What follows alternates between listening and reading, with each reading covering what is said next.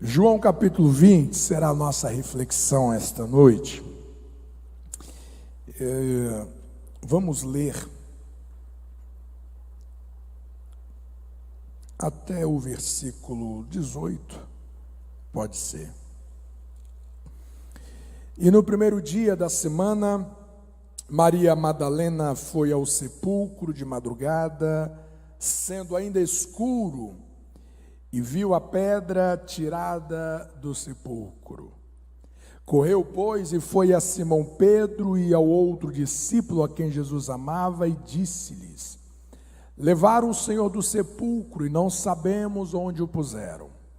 Então Pedro saiu com outro discípulo e foram ao sepulcro. E os dois corriam juntos, mas o outro discípulo correu mais apressadamente do que Pedro e chegou primeiro ao sepulcro. E abaixando-se viu no chão os lençóis, todavia não entrou. Chegou, pois, Simão Pedro, que o seguia, e entrou no sepulcro e viu no chão os lençóis, e que o lenço que tinha estado sobre a sua cabeça não estava com os lençóis, mas enrolado no lugar à parte. Então entrou também o outro discípulo que chegara primeiro ao sepulcro, viu e creu, porque ainda não sabiam a Escritura que diz que era necessário que ressuscitasse dos mortos. Tornaram, pois, os seus discípulos para casa. E Maria estava chorando fora, junto ao sepulcro. Estando ela, pois, chorando, abaixou-se para o sepulcro e viu dois anjos vestidos de branco, assentados onde jazera o corpo de Jesus, um à cabeceira e outro aos pés. E disseram-lhes: mulher, por que choras? Ela lhes disse: porque levaram o meu Senhor e não sei onde o puseram. E tendo dito isso, voltou-se para trás e viu Jesus em pé, mas não sabia que era Jesus. Disse-lhe Jesus: mulher, por que choras? Quem buscas? Ela, cuidando que era o hortelão, disse-lhe: Senhor, se tu levaste, dize-me onde o puseste, e eu o levarei. Disse-lhe Jesus: Maria. Ela, voltando, disse-lhe: Raboni, que quer dizer mestre. Disse-lhe Jesus: não me detenhas, porque ainda não subi para o meu Pai, mas vai para os meus irmãos, e dize-lhes que eu subo para meu Pai e vosso Pai, meu Deus e vosso Deus. E Maria Madalena foi e anunciou aos discípulos que vira o Senhor e que ele lhe dissera isso. Quantos podem dizer amém por essa palavra? Amém. Nós estamos em contagem regressiva a respeito do nosso domingo de Páscoa. E essa palavra, ela salta diante dos meus olhos, como é uma palavra muito forte, é uma palavra rica em detalhes, rica em lições. Eu pretendo conversar, refletir com vocês, provavelmente em 2 encontros. A ressurreição, ela é a base da nossa fé. A ressurreição seja talvez o principal ponto que vai nos distinguir, que vai nos diferenciar de todas as demais religiões. Lamentavelmente, a palavra ressurreição, ela acaba caindo, em um desgaste, de maneira que muitas vezes, quando nós a ouvimos, ela não causa em nós o impacto que ela deveria causar todas as vezes que nós ouvíssemos ela ou que nós verbalizássemos ela. A verdade é que a ressurreição deve ser o padrão da nossa vida. E essa noite eu quero vos falar sobre ressurreição, autoridade para viver. Em uma cultura de morte, em vários sentidos em que nós vivemos, nós precisamos de autoridade para viver. Nós precisamos nos mover no poder da vida. Nós precisamos lutar para viver na ousadia pela qual Deus tem nos confiado. E a ressurreição é exatamente essa autoridade que Deus nos dá para viver. É verdade que a ressurreição, ela acontece em dois aspectos. No seu aspecto literal, que é uma promessa escatológica, é uma promessa futura, mas ela acontece no seu plano espiritual. Algumas vezes Paulo nos ensina, por exemplo, em Colossenses no capítulo 3, de que nós já vivemos o espírito da ressurreição. Nós já fomos ressuscitados em Cristo Jesus. Claro que Paulo estava falando da nossa regeneração, porque nós estávamos mortos, nossos delitos e pecados, Efésios capítulo 2, versículo 1, mas o Espírito nos vivificou. Jesus gera-nos nova vida, tornando-nos nova criatura, e essa regeneração, ela constitui-se em uma ressurreição espiritual. Por várias vezes Paulo nos encoraja a vivermos segundo este poder da ressurreição, que já aconteceu no nosso espírito e que acontecerá no nosso corpo físico, no arrebatamento, na vinda do nosso Senhor Jesus Cristo. Eu desejo olhar para o ambiente da ressurreição e vermos o quão esse texto, este episódio, o quão que a ressurreição de Jesus nos ensina a viver a vida com autoridade. O quão que nós aprendemos quando enxergamos os movimentos da ressurreição e o quanto que isso é pedagógico para que a gente possa viver a vida com muita autoridade. Não vivermos a vida com quem se arrasteja, não viver a vida como alguém que está mancando, desanimado, desalentado, sem forças, não, mas viver a vida com garra. Viver a vida de cabeça erguida, viver a vida com autoridade. Nós temos dois olhares para a ressurreição. Nós podemos olhar para a ressurreição do lado de dentro do túmulo. O que nós podemos aprender quando nós olhamos para a ressurreição de Jesus do lado de dentro do sepulcro?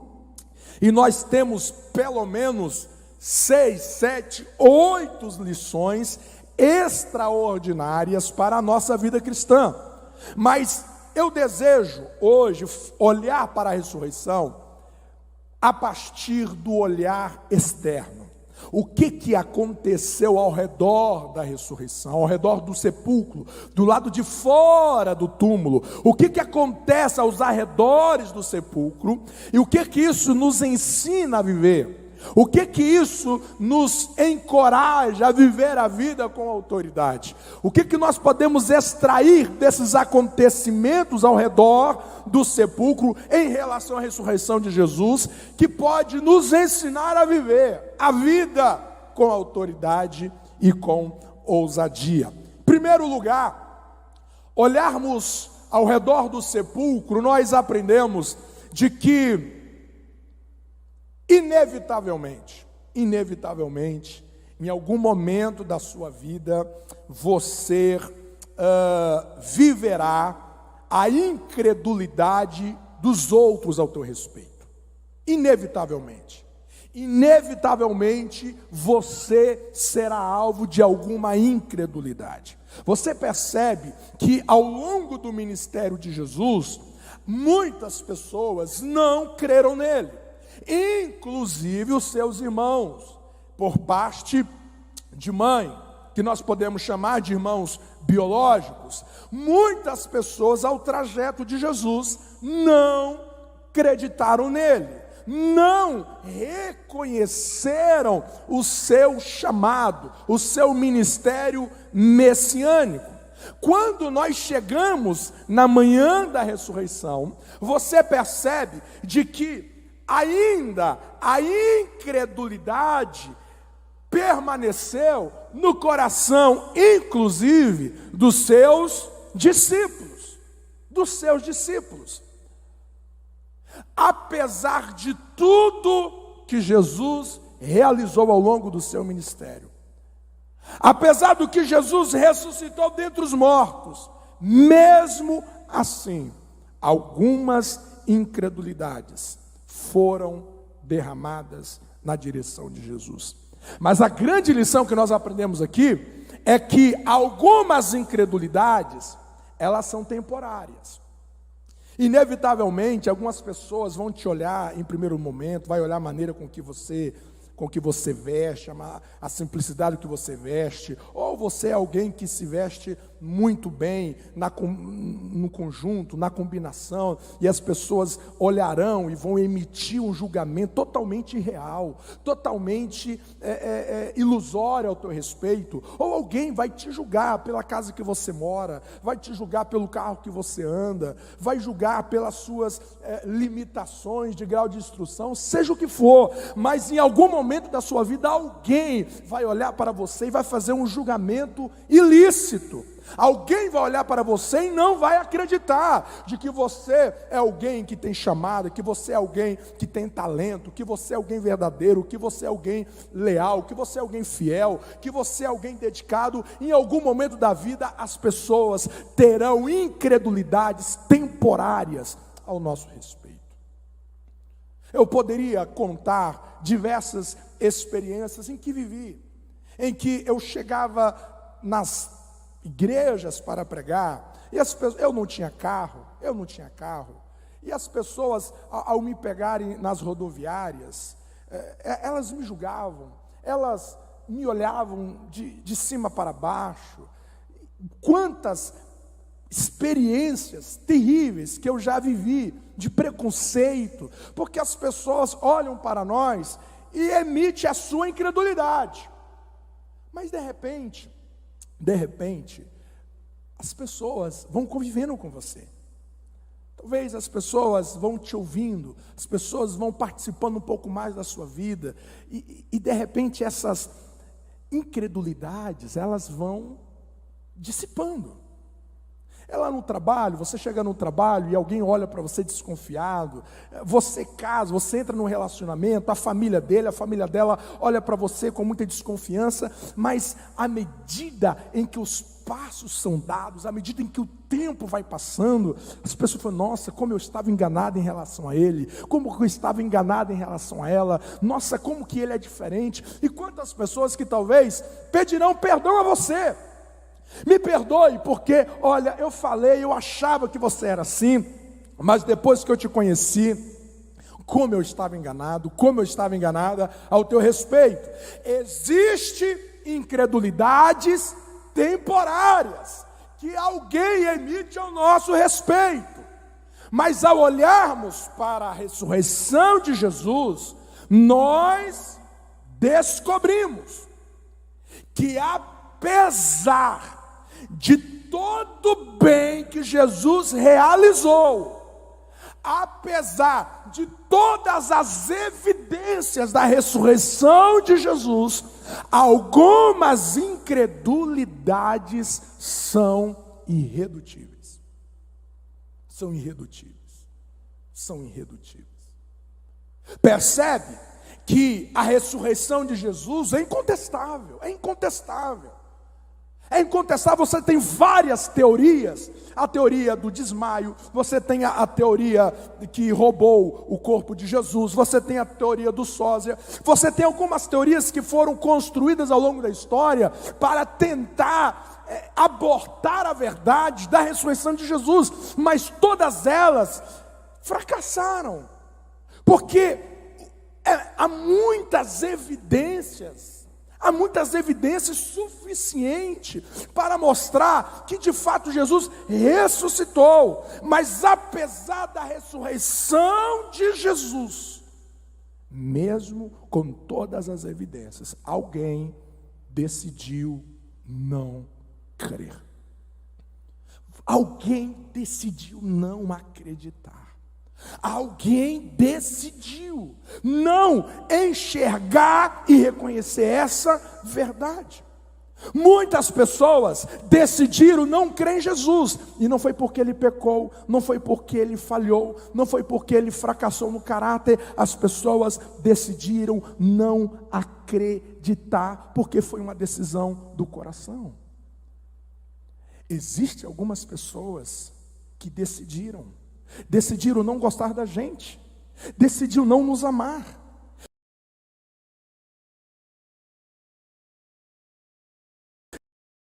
Em não ter amigos. Existem pessoas que se declararam incrédulos em relação a nós. E a pergunta que eu faço é: eu vou viver a vida culpado, me desgastando, drenando as minhas energias para convencer essas pessoas de que eu ressuscitei, de que eu sou um homem de verdade, que você é uma mulher de verdade, que você tem chamado, que você é um homem íntegro, que você é uma mulher íntegra, que você é verdadeiro. Não! A ressurreição vem nos dizer o seguinte: faça o bem, sirva as pessoas, viva o seu chamado de amar a Deus acima de todas as coisas e amar as pessoas como Cristo te amou. Faça o bem, independente se aquele vai daqueles que vão reconhecer a sua integridade, independente daqueles que vão crer que verdadeiramente você é alguém pura, que verdadeiramente as suas intenções são das melhores. Independente, você precisa viver, independente das incredulidades que alguém tenha ao teu respeito. Tem gente que não vive mais. Tem gente que vive a vida totalmente emborcada para baixo, porque são pessoas que querem agradar todo mundo. Existem pessoas que, apesar de você ter demonstrado, sinalizado, evidenciado o quão você é alguém de coração generoso, coração misericordioso, apesar de tudo que você evidenciou, existe alguém que vai decidir não gostar de você. Alguém que vai decidir tentar te prejudicar. Alguém que vai reunir todas as forças para convencer que alguém não acredite em você. Alguém que vai querer colocar defeito no seu trabalho, na sua profissão, na sua maneira de agir, na sua maneira de viver. A ressurreição vem nos dizer o seguinte: isso será inevitável. E isso não pode fazer com que você mude a sua rota de vida. Isso não pode fazer com que você deixe de viver tentando se provar, tentando mostrar para todo mundo que de fato não. Vive a vida com autoridade, sem culpa, com leveza, de cabeça erguida, de olhos para cima. Viva a vida com autoridade, apesar das incredulidades irredutíveis que pode vir ao nosso caminho. Quantas pessoas que não acreditaram em Paulo, apesar de tudo que ele viveu, apesar de todo o sofrimento que Paulo passou. Muitas pessoas achavam que ele era um charlatão, achavam que ele era um impostor, achavam que ele era um mercenário, achavam que ele era um lobo no meio de ovelhas. Paulo parou de viver. Paulo paralisou o comando de Deus na sua vida? Não, ele seguiu em frente. Ele seguiu em frente. Existem muitas pessoas que estão deixando de viver porque alguns incrédulos irredutíveis decidiram reverberar o seu descontentamento, e essas pessoas agora estão vivendo a vida querendo se justificar, querendo se mostrar o tempo todo o que elas verdadeiramente são. A ressurreição vai te dizer o seguinte: decida viver a vida. Segue com seus atos de bondade, segue com seu coração de servo, segue com a sua integridade, segue no seu caminho ao Senhor, porque os incrédulos irredutíveis, eles não podem paralisar o propósito de Deus na sua vida. Alguém me entende? Diga amém. Agora, a ressurreição me revela incrédulos irredutíveis. É verdade. Mas a ressurreição também nos ensina que existem pessoas que amam o nosso rosto e não exclusivamente as nossas mãos. A ressurreição revela que também existem pessoas que te amam, pessoas que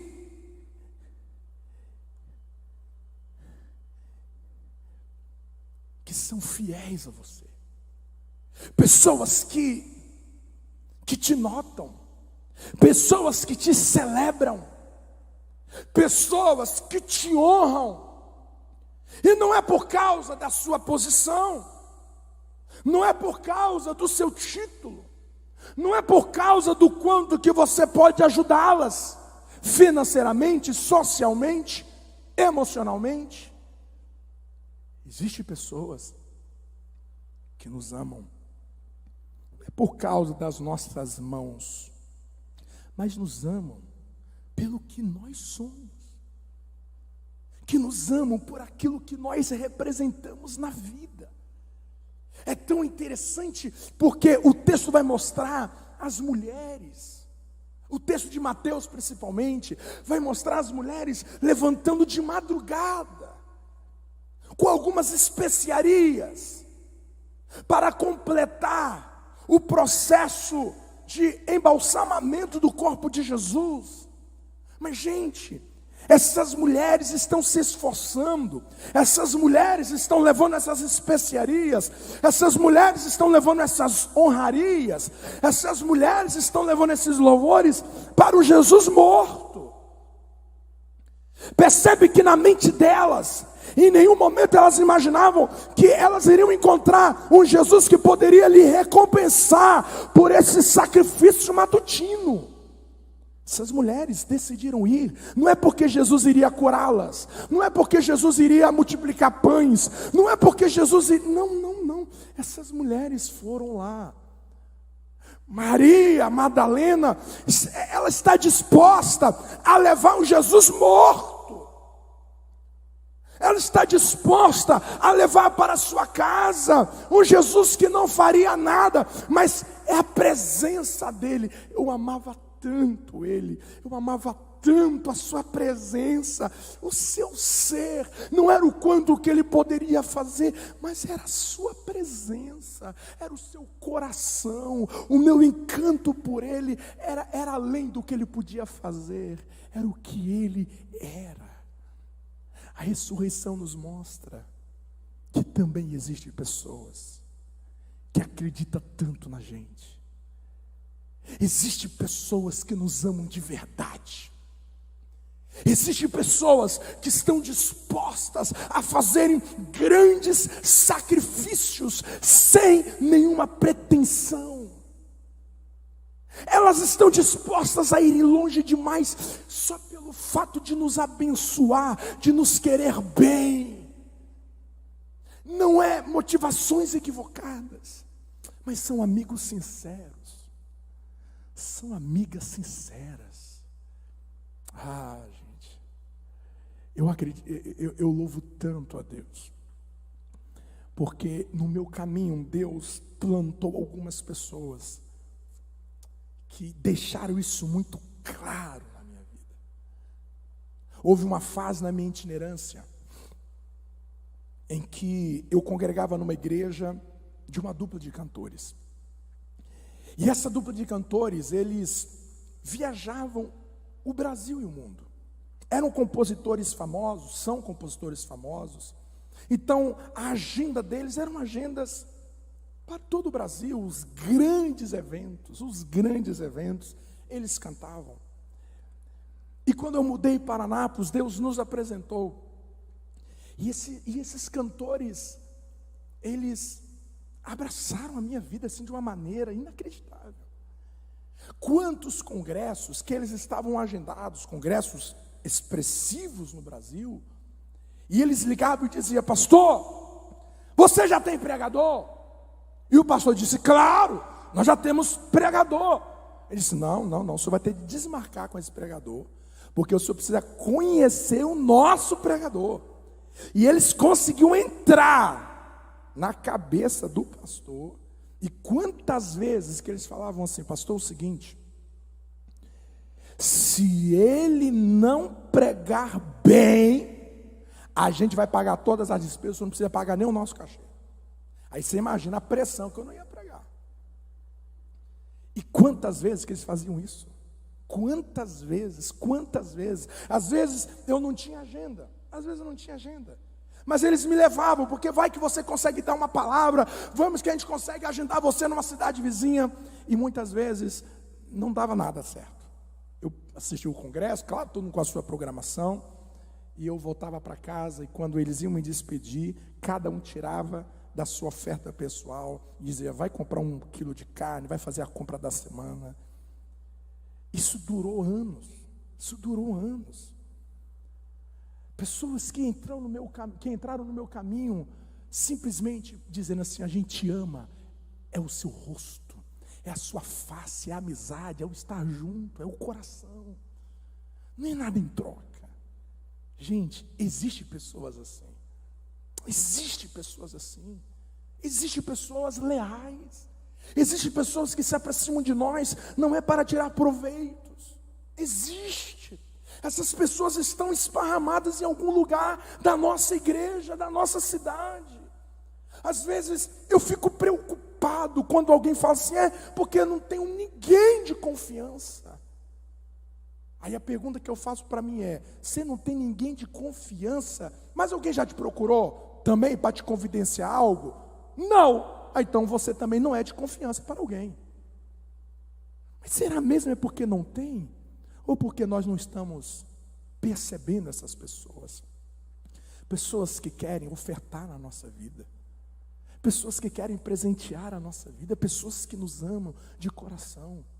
Há um texto que Paulo vai escrever a Timóteo, no capítulo 1, versículo 16 e 17, e Paulo, ele está preso, Paulo está nas suas horas finais, e ele vai falar a Timóteo que ele deveria celebrar o Onesíforo.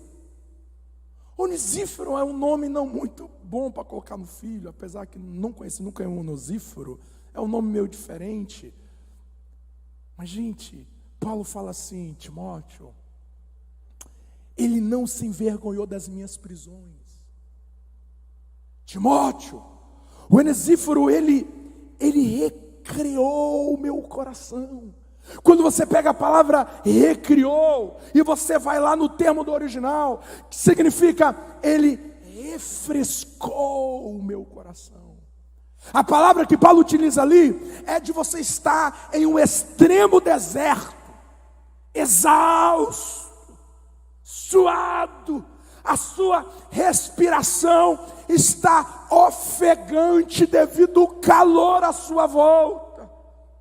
Aí de repente você se aproxima de um oásis com uma sombra, você toma uma água fresca, e com esta água você espanta essa exaustão, e você respira: como que eu fui refrigerado. Paulo está dizendo: é assim que o Onesíforo foi para mim nas minhas prisões. Nós precisamos de onesíferos na vida, e existem muitos onesíferos na vida.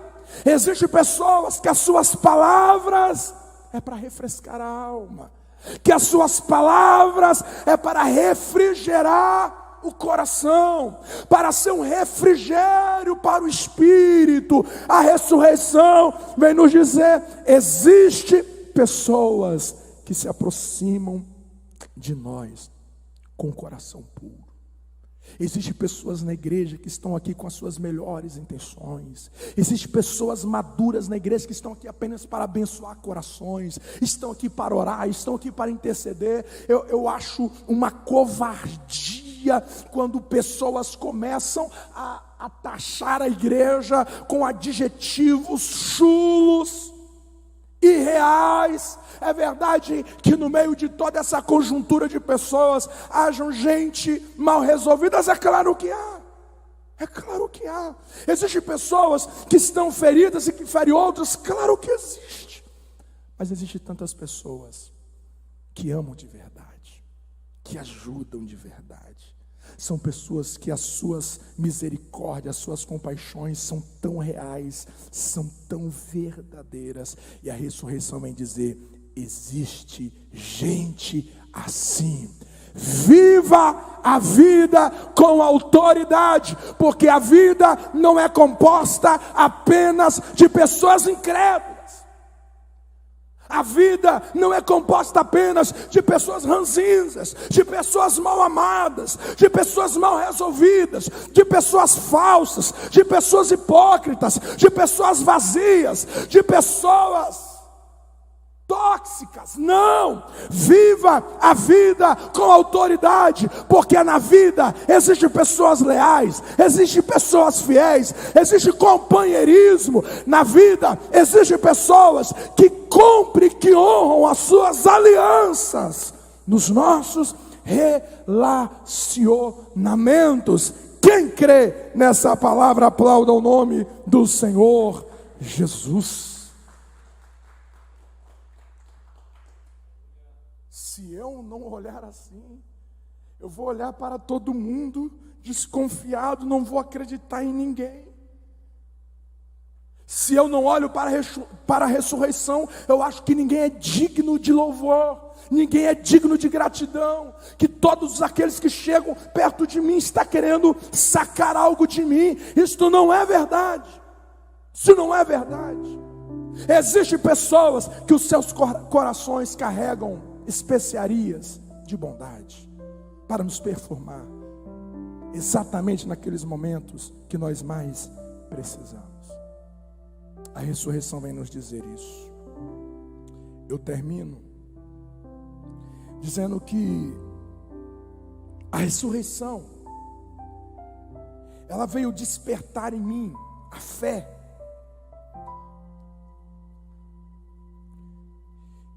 De que eu preciso crer,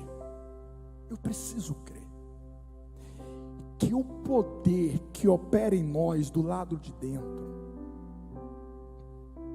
ele é muito maior, do que todos os poderes que intencionam me aprisionar do lado de fora. Olha o texto. Olha os soldados romanos ao lado do sepulcro. Olha aquela grande pedra. Olha o selo romano, o lacre romano, dizendo: aqui ninguém mexe, aqui ninguém rola essa pedra. Percebe os detalhes, dizendo: aqui ele não vai sair, daqui ninguém vai arrancar esse corpo. As mulheres vêm com as especiarias preocupadas: quem vai remover a pedra? Mas, gente,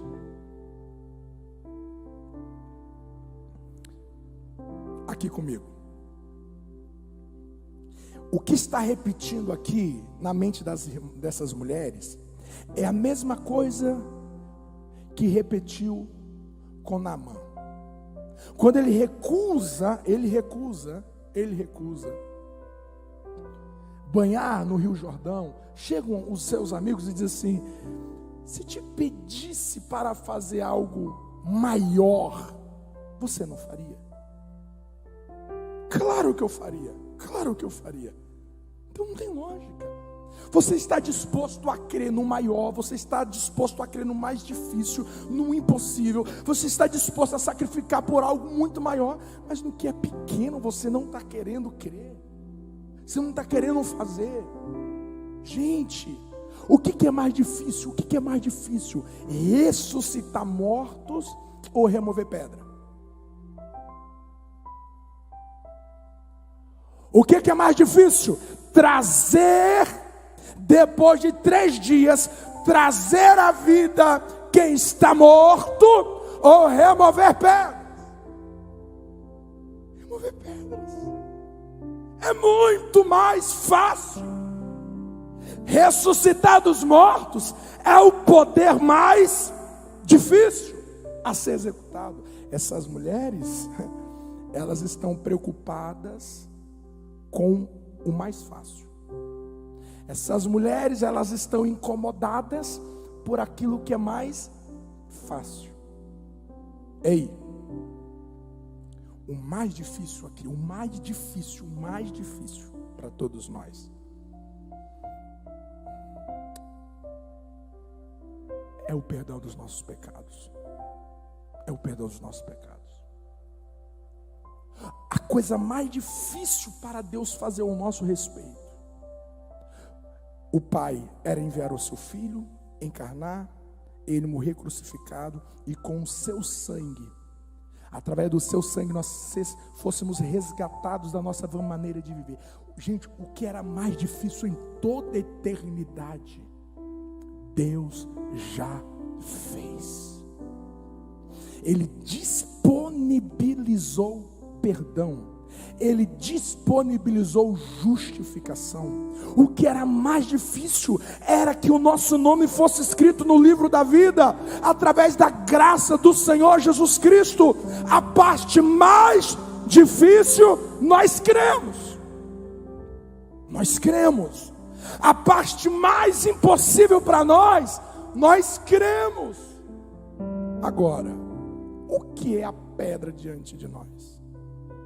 O que é o selo dos poderes que querem nos atrofiar, que querem nos aprisionar? O que é as correntes do teu inimigo? O que são as resistências malignas, diabólicas, diante do poder que já ressuscitou o teu espírito do pecado, que já escreveu o seu nome no livro da vida? O que é essas resistências que quer te aprisionar com o poder do Espírito Santo que já opera dentro de cada um de nós? O que é isso? Isso significa dizer que muitas das nossas ansiedades em relação ao futuro, as nossas inquietações daquilo que nós não conseguimos fazer, daquilo que nós não conseguimos resolver, as perturbações da nossa existência que vem para nos amedrontar, nos causar temor, terror, pânico. Isso significa que quando eu me rendo a este medo, quando eu me rendo a esse pânico, quando eu me rendo a essas inquietações, eu esqueço que o mais difícil Ele já fez. O mais difícil, o poder do Espírito Santo já realizou. Remover pedras, quebrar cadeias, quebrar os aguilhões, isso é pouco demais do que Ele já fez dentro de nós. Quem está me entendendo? A ressurreição me dá autoridade para viver, porque se Jesus ressuscitou, todas as coisas são possíveis. Se Jesus ressuscitou, não existe nenhum milagre que não esteja ao alcance do poder que em nós opera. Se Cristo ressuscitou, isso ativa a minha fé de viver, que quando eu olhar as pedras diante de mim, isso é tão poderoso, porque quando as mulheres chegaram ao sepulcro, aquilo que elas estavam preocupadas, que era com a pedra, a Bíblia diz que os anjos estavam assentados sobre ela.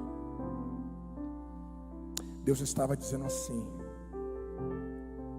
aquilo que tira a sua paz, aquilo que mais tira o teu sossego, aquilo que mais te inquieta, aquilo que mais te apavora, para o meu poder, isso é uma cadeira para eu sentar. Para mim, isso está debaixo. Para mim, isso não representa nenhuma resistência. Aquilo que te preocupa não representa nada em comparado ao poder que em você já está operando. Você pode nesta noite, em nome de Jesus, renovar a sua esperança. Você pode esta noite renovar a sua fé. Você pode, em nome de Jesus, renovar a sua coragem de viver. Porque aquilo que o inimigo intenciona nos aprisionar, isso vai cair por terra. Isso não vai prevalecer sobre as nossas vidas. É por isso que nós reiteramos em dizer que as limitações que prevalecem sobre as nossas vidas, elas não são externas.